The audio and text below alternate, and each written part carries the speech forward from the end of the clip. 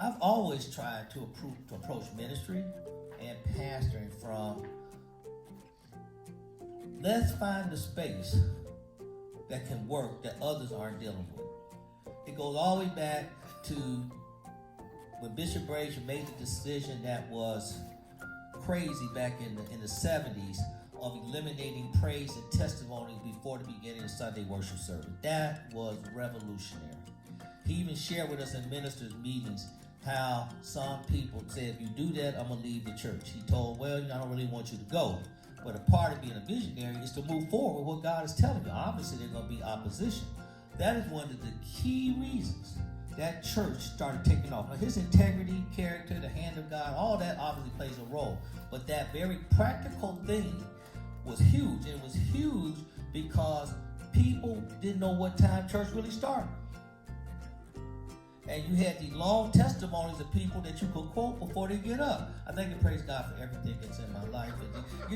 And so sometimes he said members were even ashamed to bring their friend. They didn't want to hear all that. So he made the decision. That's how they started marching down the aisle and the song. That's how that started that. I did the same thing with my Sunday morning Bible classes.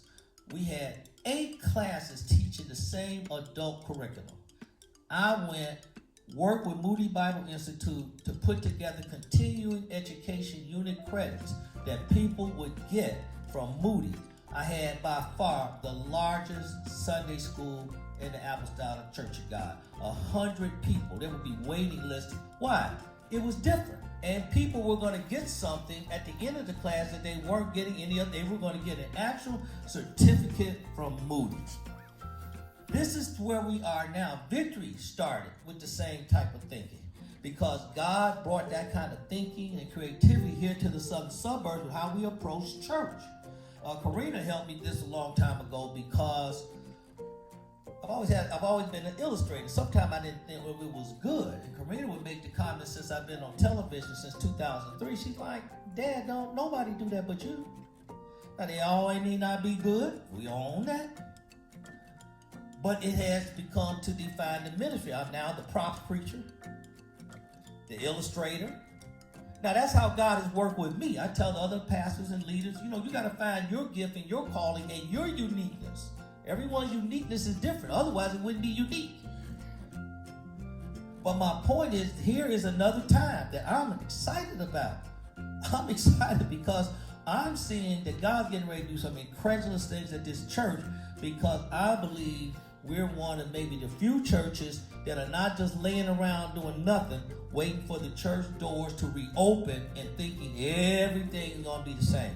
We have been on top of this stuff since May, from getting our church reopened in June till now planning for a more serious regathering and the future of a permanent hybrid services in which social media, online, our website, all of that is going to come together. Trust me, in the next few years, it's going to be incredibly powerful. And everyone else, not everyone, of course, but there are other churches that I think are cutting edge. But for the most part, they're going to be trying to catch up. So I think that this, again, is a key part of the future of the church. So that's all I wanted to say. Thank you. The next presenter. So, question.